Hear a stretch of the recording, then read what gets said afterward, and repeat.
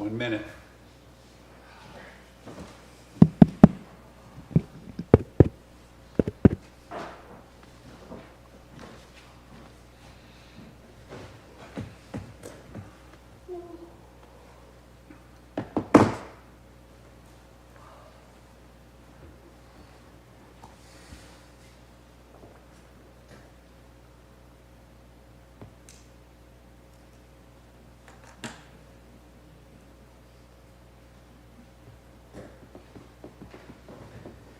The date's supposed to be another month, Friday and Saturday, the 24th.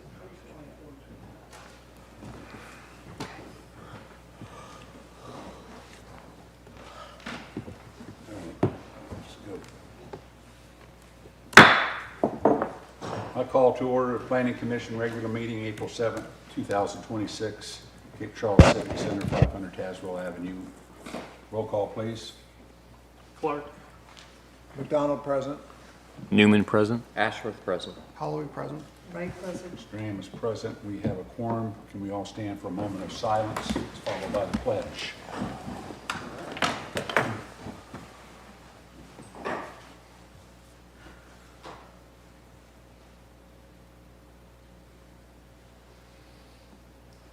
Join me in the pledge. I pledge allegiance To the flag of the United States of America and to the republic for which it stands, one nation, under God, indivisible, with liberty and justice for all.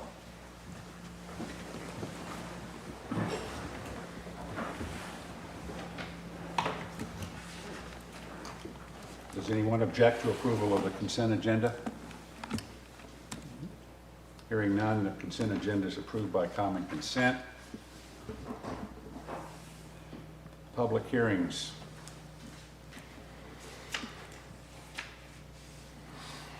The Cape Charles Planning Commission will hold a public hearing on Tuesday, April 7th, 2026 at 6 p.m. in the Cape Charles Civic Center, 500 Tazewell Avenue, to receive public comment on the following. A, zoning text amendment, ZTA 2026-01, application from the town of Cape Charles to amend Town Code Chapter 32, Article 7, Chesapeake Bay Preservation Area Overlay District, and related updates to Appendix A, definitions, and Appendix C, site plan ordinance, to ensure the ordinance complies with the state law regarding the Chesapeake Bay Preservation Act. All right. So again, I'm happy with the staff report. So far, I don't think anybody has signed up to speak at this hearing. But with that said, we've been working on this, as you know, for a long time. So since about early 2024, as we were commencing the revision of the entire zoning ordinance, we had started making revisions to the Chesapeake Bay Act chapter itself. State law was starting to change, and at that point we put it a little bit on pause.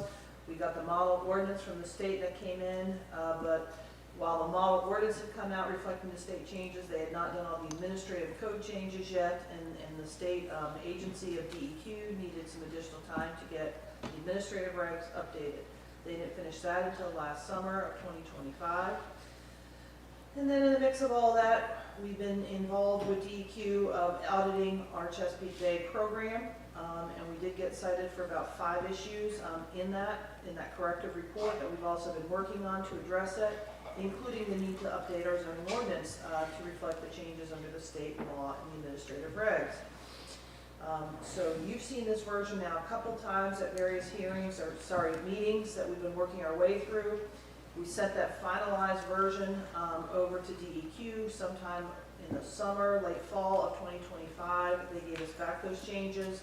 You then took them up again, and we answered and provided some response to every DEQ comment that was included. And with that said, we are hopefully now before you with the final version for your consideration and recommendation over to the town council. Their hearing is scheduled for next Thursday for them to take this up as well. And I am praying to everybody that's out there in this world to make us hopefully pass this, and we can put this one item to bed, so to speak, at least fully revised and adopted into our zoning ordinance at this point.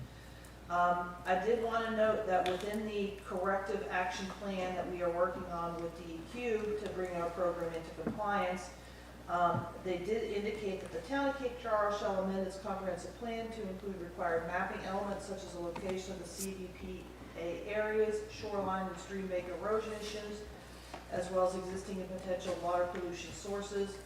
We should also include necessary implementation measures for goals and objectives related to potential water quality impacts, as well as an overlay map layer with CVPA, specifically the resource protection area and resource management area on the town's zoning map. I'm going to talk about that further under my staff report for some work items that will be coming forward to you guys with your assistance. But I did want to give you an update on some of the mapping requests in particular. We are in close to finalizing the contract with the county to jump into their GIS contract software.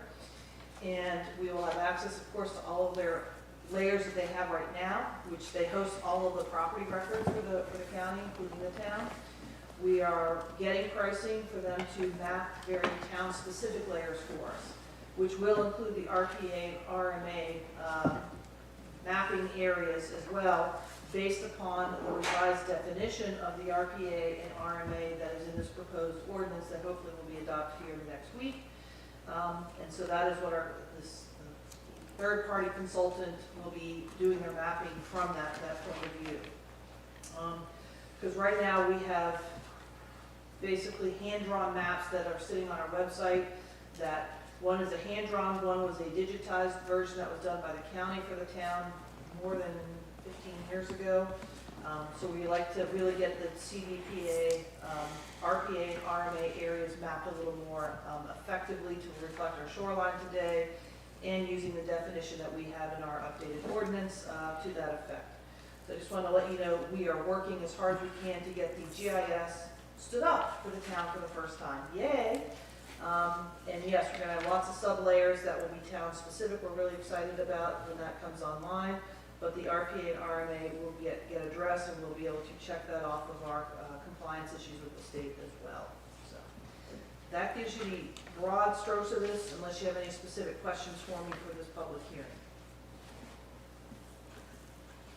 Comments, discussion?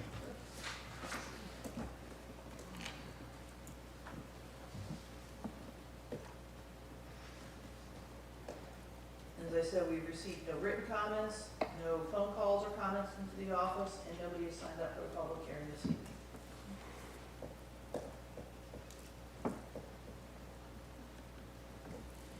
There's no comments or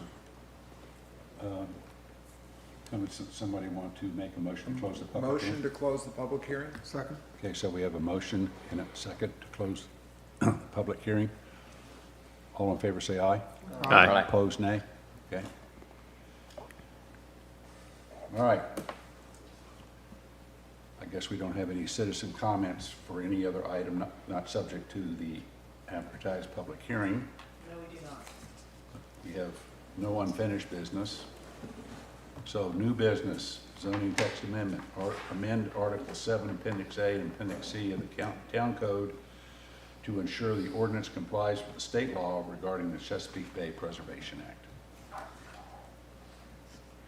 So again, in that staff report, which I've just delivered to you, I am recommending that you hopefully make the following motion this evening, that you recommend to the town council to approve zoning text amendment 2026-01, the application from the town of Cape Charles to amend its town code, chapter 32, article 7, which is the Chesapeake Bay Preservation Area Overlay District, and related updates to appendix A, which is definitions, and appendix C, which is site plan ordinance, to ensure the ordinance complies with state law regarding the Chesapeake Bay Preservation Act. Mr. Chairman, motion to approve as presented by the town staff. Second. Okay. We have a motion and a second on the floor to recommend to the town council to approve the zoning text amendment. Further discussion?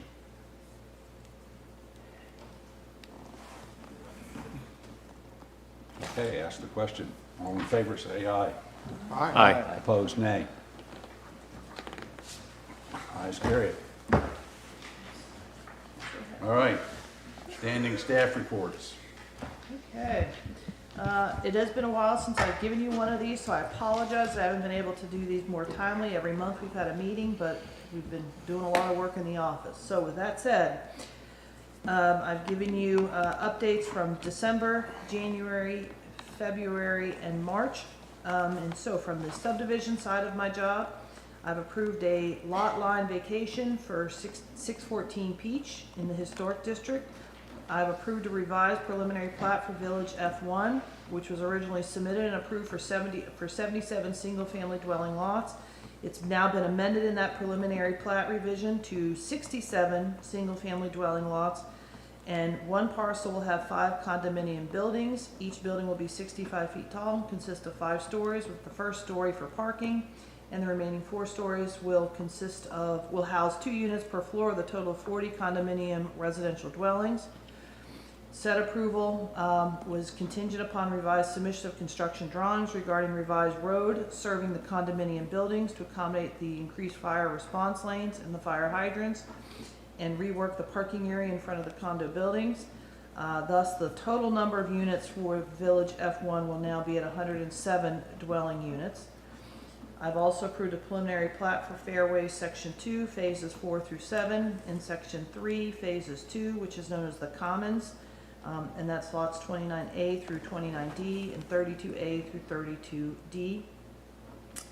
And then lastly, I've approved a recombination final plat for Fairways Parcel P-1A, which is also known as the Commons, Lot 7A through 7C. Any questions on the subdivision work?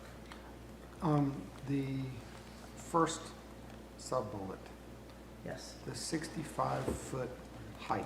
yes. It's by right. That is by right That's in by the, right. in the Accomack Plantation PUD, In the PUD. which is the Bay Creek PUD ordinance, yes. Okay, thank you. Have you gotten any follow-up on the fire lanes and parking and things like that that you requested? I don't have the revised construction drawings in from them yet. Yes, they've agreed to them as to what they have to do, the number of fire hydrants that have to be there for all of that Village F1, and the concentrated location of 2 additional units down at that southern end where the, so I guess it's really, the southern end where the condo buildings will be located. So they still need to provide that to me at this point. I just haven't gotten them in yet. I know they feel they're getting close. They have provided me some additional filings into the office of trying to move to a final plat. I don't have the water and sewer certification of where that's all been installed yet, so I'm not at a point I'm going to be approving the final plat till I get these additional confirmation of utility infrastructure that's gone in and the revised drawings. So, and again, those drawings were done in concert with the building official, and definitely in terms of the requirements as it relates to the fire lanes in the road system and the hydrant requirements based upon capacity and being, you have to have so many of those fire hydrant capacities within so many feet of each of these units, so.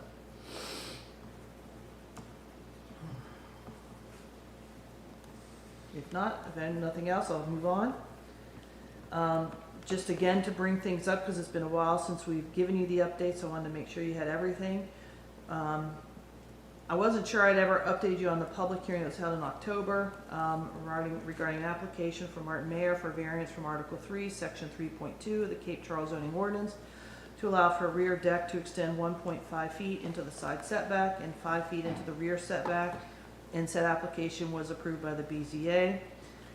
We then held another hearing on December 9 at the BZA regarding an appeal on a zoning determination letter denying an STR on a houseboat in the harbor. Said appeal was denied, and the BZA upheld my zoning determination letter. And then a public hearing is scheduled for April 14th at 9 a.m. to discuss an exception to the Chesapeake Bay Act application at 165 Sunset Boulevard. Any questions on BZA work? I will say as an aside, Is that last one you just mentioned, that's the one that's coming up, right? yes, that's the one that's coming up next Tuesday at 9 a.m. And I'm happy to give a little detail on that. At 165 Sunset Boulevard, That house, which was constructed in 2022, has since been purchased. But when we were working with the developer to get that lot developed, based upon the coastal erosion that has occurred at that area of the North Bluff, it pushed the house to be located right on the RPA line. They did not cross over into the RPA, but it put it right on the line. The property is since sold to a couple who I don't think were as familiar with the RPA requirements and what had happened. They just presumed they had this great front lawn, and they put a patio out on the front lawn. It's wholly in the RPA. So we issued them a violation, and this is where we are trying to resolve the violation. They wanted to petition to request a variance to see if they could keep the patio. It's not a very large one, and it's just stones that's down on the ground. They have indicated in their application plan that they will do enhanced plantings to offset the loss of the patio square footage for direct rainfall and drainage into the Chesapeake Bay Act RPA area. So that is what the hearing is about on next Tuesday. And just as a note, so you're aware of it, the BZA is going to commence their meetings beginning at 9 a.m. moving forward to accommodate one of the other members who has a job that tends to cause some problems getting them here timely. So Right. I did want to do as a side note, just so you're aware, as I said, in December, we had an appeal from an individual who had attempted to get a business license for a short-term rental on a houseboat, and I denied that under zoning, that they could not get such a business license, because I would not approve it under the zoning ordinance. This actually is coming back as part of a work session discussion with the town council at Thursday night's town council work session meeting, where we're going to be taking up a couple of possible zoning text amendments that would move over in your direction if the council agrees they want to take and forward these as amendments. And that does include the petitioner of the houseboat owner. He is seeking the council to consider this further, so we've included that in that work session packet for discussion. And just to make you aware from a staff perspective, which doesn't include just me, it includes also the building official, the treasurer, and our harbor master. All of us are not supportive of extending STRs occurring on houseboats, and we have a variety of reasons in our staff report to that effect, going to town council at the work session on Thursday night. So I just wanted to make you aware of that as well. You're welcome to come to that meeting too. So you didn't tell them the real reason that houseboat is in the harbor district, right? What's the real reason? It's in the harbor district. It is in the harbor district, which is why I did not. Which requires commercial Right. on the lower level and residential above. That's correct. And we have two of them over there now, Hook at Harvey, and then the Cape Charles Yacht Center has that one next to the Coast Guard station. It has a STR upstairs, just like Hook at Harvey has one upstairs. Well, it's really a single family home. It's not authorized in the, so that's another reason. So unless they put a fishing pole on the first floor of that houseboat and make that a commercial fishing business, then they'd have a chance? Yeah, your reasons for kind of advising against it in part, it's not in the right zone, but That's correct. it goes beyond My that. zoning decision stands, and those reasons have never gone away. Right. But I know the owner of the houseboat, he's submitted a Great letter, guy. which is in your packets, in the town council packets. He would like to see amendments made to that ordinance that would allow him to qualify. We are not supportive of that. So, but I'm making you aware as planning commission, town council may feel differently, and we do have some other proposed changes to the STR ordinance and some other zoning text amendments that's going to town council on Thursday that, assuming they find some of them favorable, will be moving back out in your direction to public hearing. You'll get to see them at some point, yes. Can I ask you a question back to the Sunset Boulevard, unless someone Yes. else had a question about the houseboat? But is there an application or approval process that would have been involved in them constructing that patio to begin with? They could have applied straight away for an exception, a variance, basically. It's called an exception under the the ordinance you just recommended, it's called an exception process. They could have applied for that and not been in violation, and then gone to the BZA to see if they would approve the exception. Naturally, I think I would have actually been supportive of that exception with the enhanced planting requirements. And even in fact, with the violation and what is going forward, I am recommending that the BZA favorably act upon that application to resolve this violation. Because ultimately, if the BZA does not find favorably for it, the remedy is you take out the patios, you take out the stone pavers, that's it. And that all gets removed. I think that bluff would benefit from increased plantings, period. So I would rather them do the plantings and be able to keep that little square area patio. Right. But that's for the BZA to determine at their meeting next week. But there's no just Chesapeake Bay Act aside, there's no just approval process in the colony there, like that would require you to get approval from No. an HOA or anything for, The HOA cannot rule on anything related to the Chesapeake Bay Act. That is solely under the authority of Right. actually the BZA, who oversees all of these issues just associated. generally speaking, I mean, Yes. if Bill wants to put a patio in his back, like, is there, do you have to get approval You'd for have that, to I get guess is my zoning question. clearance, and with that, I'd be able to tell you, oh, you're in the RPA, you're gonna Okay. have to now zig to the side and go to the Okay. BZA and apply to get it. So I guess what I'm asking is, did they somehow skip over Well, a step? That should have gone to the ARC. It should have gone to the ARC. They should have submitted to my office as well for zoning clearance, and we would have picked it up then, Okay, but that's not what happened, gotcha, okay. so. From a harbor development certificates, no applications have been filed over these past 4 months. And from Wetlands and Coastal Sand Dune, they've held one hearing, that was on January 21st. And that was to hear an application from the Bay Creek at Cape Charles Community Association to construct an aquatic barrier to deter aquatic vegetation floating in the Chesapeake Bay from coming ashore on the north beach of Bay Creek.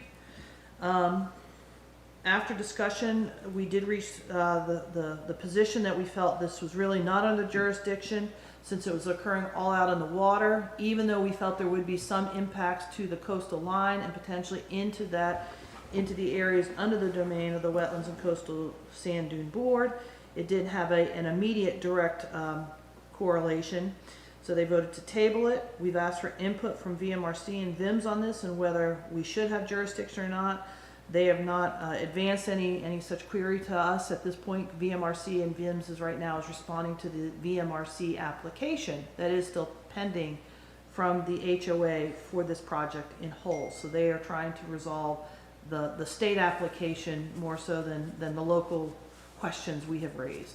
So with that said, there's nothing further that the Wetlands Board will be doing. We're just going to let it continue to monitor and move its way through the VMRC state public process. Moving on, Town Council. As I've mentioned, yes, Town Council has a work session scheduled for this Thursday, starting at 6:30 p.m., in which we're going to be taking up several items. First being the revisions that we've been working on, both with you and the Historic Board, and input from the Civic League on revisions to Article 8, which is the Historic District Overlay Ordinance, and a new Appendix G to the Historic District Guidelines.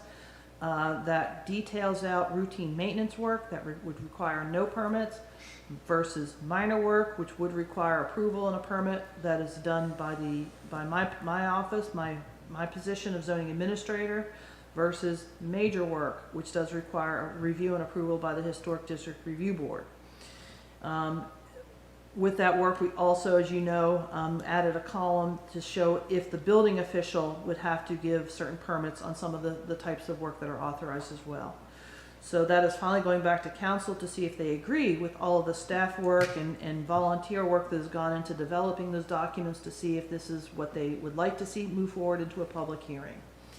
We've been working on a draft food mobile vendor zoning ordinance to help regulate and oversee all of the mobile food trucks that we've had as come up in our town and get to a more consistent policy application. So that is going as well to the town council. And then, as I mentioned already, we've made revisions to the short-term rental zoning ordinance, one dealing with a request for houseboats to be there, two, dealing with the issue of the number of trash cans, and can there be some sort of petition of waiver for the number of trash cans?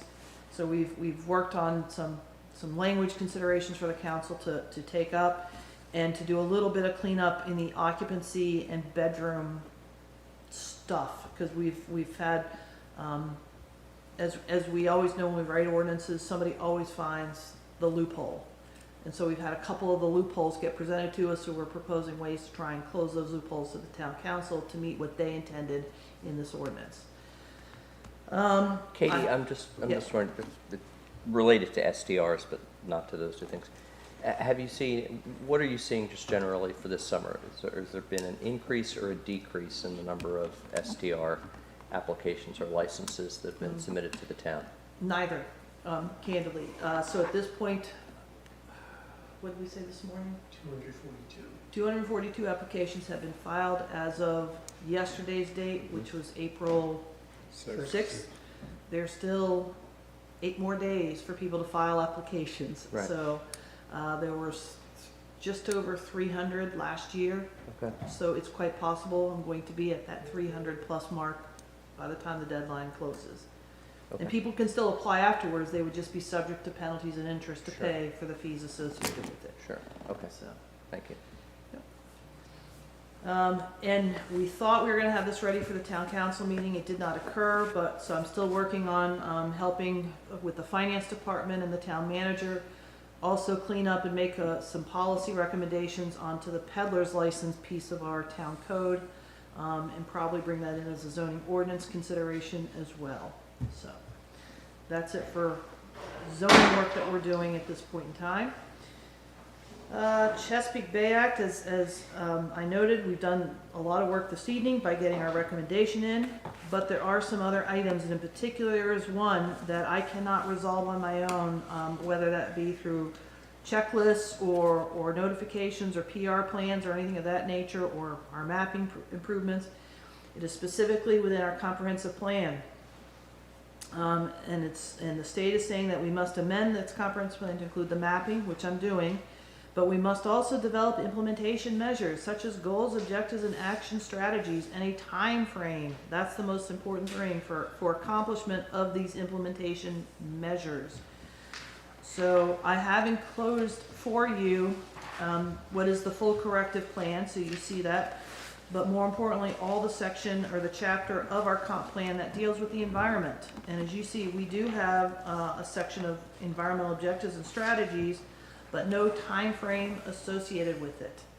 And so I'm not asking us to take it up tonight, but I'd like to put this on for our next meeting, whether it be a work session or the next regular meeting, to go through this and start figuring out some projected timeframes, whether that be a year's time frame, 2 years, something as to when we think we can actually make some progress on some of these strategies.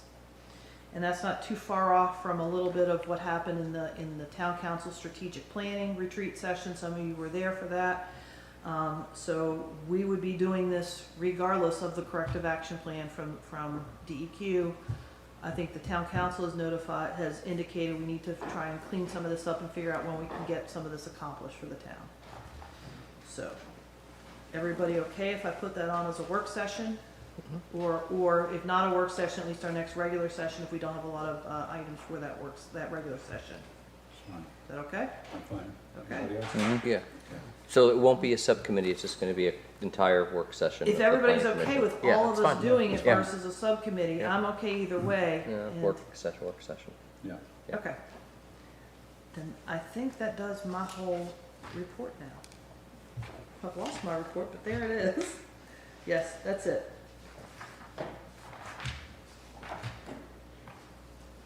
All right. Announcements. Next meeting is, That's what I want to do now. We've been working today with our consultant, the Berkeley Group, on what's the next phase that we're doing. It is the community sessions that we're planning for the next round of that. Because as you know, for those on the project management team, we've done some work at this point.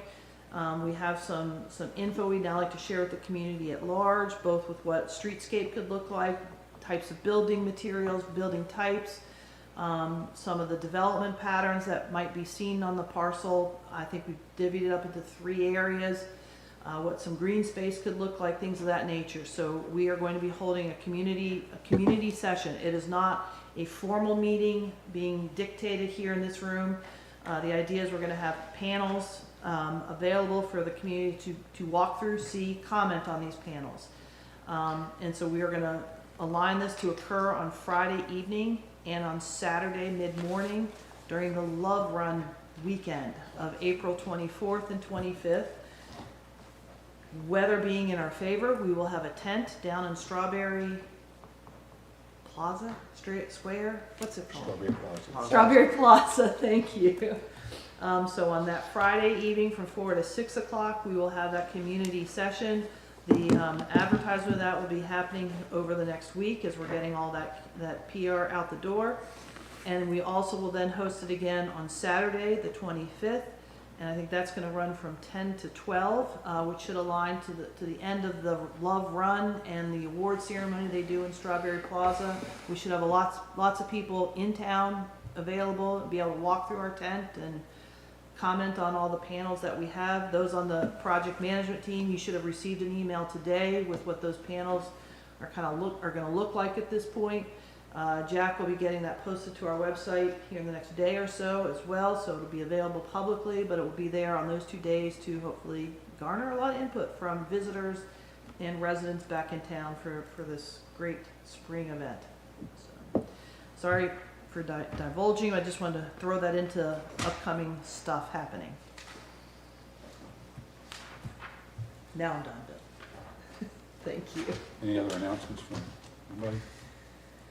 If not, the next meeting is May 5th, will be a work session. Cinco de Mayo. Yep, Cinco de Mayo. Do I have a motion to adjourn? Motion to adjourn. Second. All in favor, say aye. Aye. Opposed? Voted. Thank you all. Katie's gonna go to an early Cinco de Mayo now that this thing's been approved, or recommended for approval.